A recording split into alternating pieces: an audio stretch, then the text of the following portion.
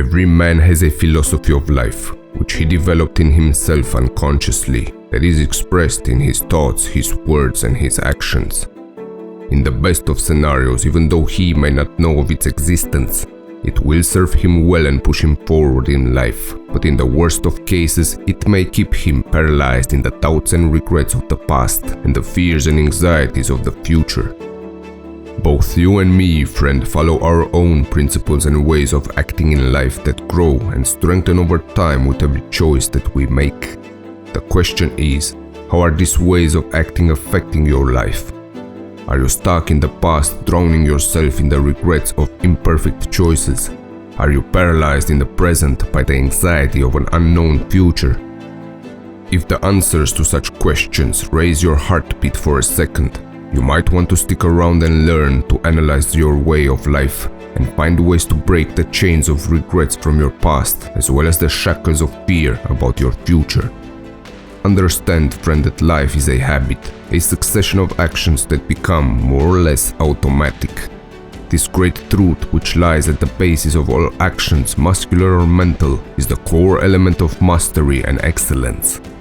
In short, habits of any kind are the results of actions of the same kind, and your life experience represents the sum of all your habits.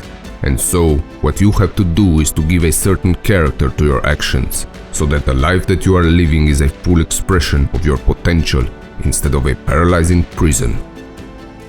Such a way of life is a habit to be acquired gradually by long and constant repetition.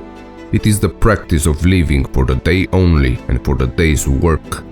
Life in day-tight compartments. Imagine yourself, friend, if you will, that you are a freelance worker, hired by the day to live and work on your life, and you are asked only for today's effort, without any thought about tomorrow, without any reflection about yesterday. Such an approach to your existence will allow you to have a clearer vision of the present day, and you will find more peace in the actions that you engage in if you can find the strength to look neither backwards to the past nor forwards to the future. If you look back except on rare occasions for examination, you will increase your risk of becoming handicapped in your course of action by a damned combination of retrospection and self-analysis, where the mistakes of yesterday are paralyzing your efforts of today, where the doubts of the past are welcoming your destruction, and where the sadness of regret is shadowing your heart. The load of tomorrow which can plague your mind has no certainty except through today, and added to the load of yesterday will break you slowly, friend, regardless of how strong you think you are. As the old saying goes, look upward but never to the horizon, for that is where the danger lies. Truth is not in the future. Happiness is not in the future. The deception, the fraud, and the dishonesty which have deceived each generation all beacons from the future and lure weak men into fantasies and wrong choices. Weak men not content to look for the truth and happiness that are right at their feet.